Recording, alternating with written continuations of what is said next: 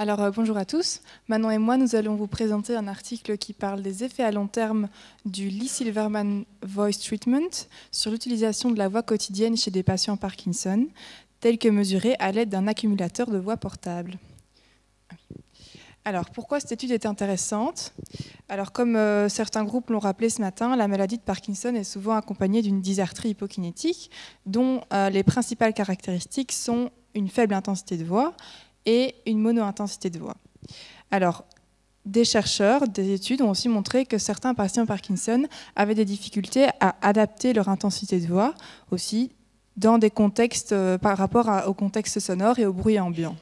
Et ces difficultés seraient liées à des déficits moteurs et sensoriels, donc en fait à des troubles de perception sensorielle qui feraient qu'ils sous-estimeraient l'effort à mettre pour parler et donc auraient des difficultés à adapter leur voix en fonction de ça.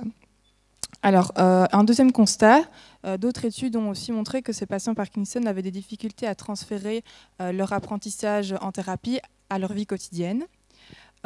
Évidemment, par rapport à un contexte de cabinet de logopède ou de laboratoire, il y a beaucoup plus de facteurs en situation de vie quotidienne qui jouent et qui influencent le locuteur. Donc, les objectifs de cette étude vont être de comparer les productions du patient dans différentes gammes de bruit et de mesurer l'efficacité de la thérapie en milieu écologique.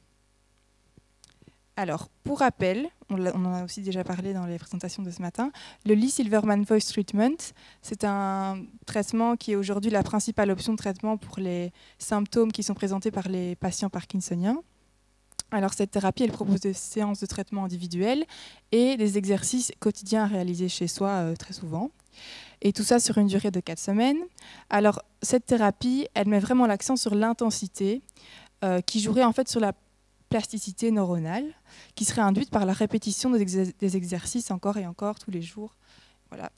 Alors, donc les objectifs de cette thérapie, c'est d'augmenter l'intensité de voix de ces patients et de recalibrer la perception qu'ils ont de leur voix pour ensuite qu'ils puissent autoréguler leur voix.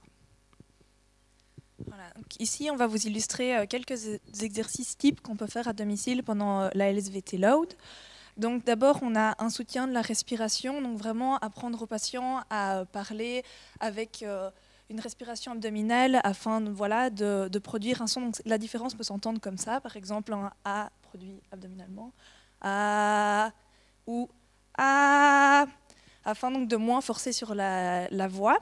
Ensuite, on va aussi avoir donc des phonations soutenues, donc comme ça a été illustré tout à l'heure par un autre groupe. Essayer d'atteindre des fréquences le plus élevées possible ou le plus bas possible, donc qui a également été illustré déjà.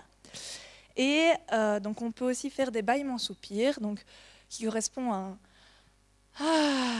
et qui est un exercice donc de relaxation. On va travailler également les phrases expressives. Donc, dans la maladie de Parkinson, c'est caractérisé notamment par un manque d'expression au niveau facial, etc., qui peut impacter la communication. Donc, on va également travailler là-dessus. Et puis, on va demander aux patients de choisir 10 phrases qu'il utilise fréquemment et d'essayer d'implémenter toutes ces astuces et tout ce qu'il aura vu en séance dans ces phrases et de s'entraîner là-dessus. Alors, notre étude à proprement parler, il s'agit d'un pseudo-cas clinique, c'est-à-dire qu'on va avoir une personne qui est atteinte de la maladie de Parkinson et son jumeau monozygote. Donc, ils sont très proches au niveau génétique, mais aussi au niveau de l'environnement, parce qu'ils vont avoir plus ou moins le même environnement et vont être tous les deux extrêmement dépendants de leurs paroles. Donc on va prendre ces deux personnes et on va les enregistrer avec le Voxlog qui, donc, comme on l'a dit, est un accumulateur de voix portable et qui va nous permettre d'enregistrer différents paramètres de la voix. Donc ici, ce qui va nous intéresser, ça va être l'intensité de la voix et l'intensité en fait, du bruit environnant. Donc c'est vraiment ça qui est nouveau, c'est que c'est une approche très écologique, on va enregistrer le patient vraiment dans sa vie de tous les jours. Alors, quand est-ce qu'on les enregistre? Donc on va les enregistrer pendant 1 semaine avant le traitement. Et puis, on va les enregistrer pendant le traitement qui dure donc 4 semaines, 1 semaine après le traitement, et à des séances de follow-up, donc à 3 mois, 6 mois et 12 mois après le traitement, on les enregistre aussi 1 semaine, donc ça fait un total de 9 semaines pour le patient. Et pour le jumeau monozygote contrôle, on va l'enregistrer seulement 2 semaines, donc 1 semaine en pré-traitement, 1 semaine en post-traitement. En plus de ces enregistrements dans la vie de tous les jours, on va enregistrer en comparaison donc, également ces 2 personnes 2 fois par semaine dans un laboratoire. Une fois qu'on a fait tous ces enregistrements, on va les analyser donc, avec le Voxlog Discovery, qui est un programme qui va nous permettre d'obtenir donc, les moyennes d'intensité de la voix de ces 2 personnes en laboratoire, mais aussi donc, dans leur quotidien. Au niveau de leur quotidien, on va faire la différence donc, dans des moyennes d'intensité pour les périodes de loisirs et pour les temps de travail, et ce, dans différentes gammes de bruit. Alors à côté de ça, on a aussi fait passer un questionnaire d'auto-évaluation de la voix aux patients, avant la thérapie, après la thérapie et à 1 an après la thérapie, pour le follow-up. Alors, il en est ressorti que le patient il ressentait vraiment un bénéfice sur l'intensité de sa voix grâce à la thérapie.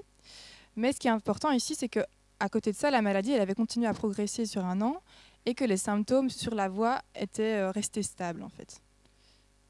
Alors, ici, on a un graphe qui nous présente les résultats au niveau des enregistrements. Le graphe présente les moyennes d'intensité de voix pour la condition en situation écologique, donc en milieu de vie. Alors, ce qu'on peut observer d'abord, c'est qu'il y a un effet pertinent du traitement. On voit bien qu'il y a une augmentation de l'intensité jusqu'à la ligne de base post-traitement.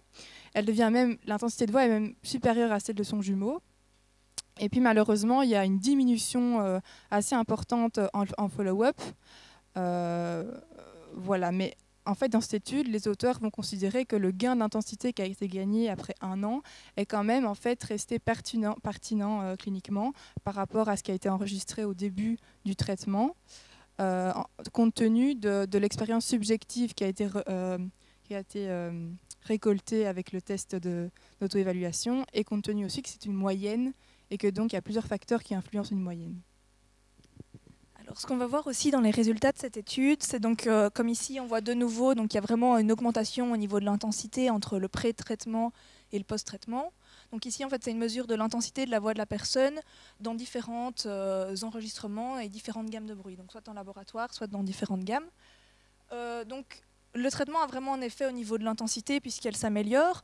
Par contre, ce qui est intéressant, c'est qu'en fait, en post-traitement, on voit qu'il n'y a pas vraiment de différence d'intensité en fonction de la gamme de bruit dans laquelle le patient est. Donc, il n'adapte pas encore très bien sa voix au bruit qui l'entoure.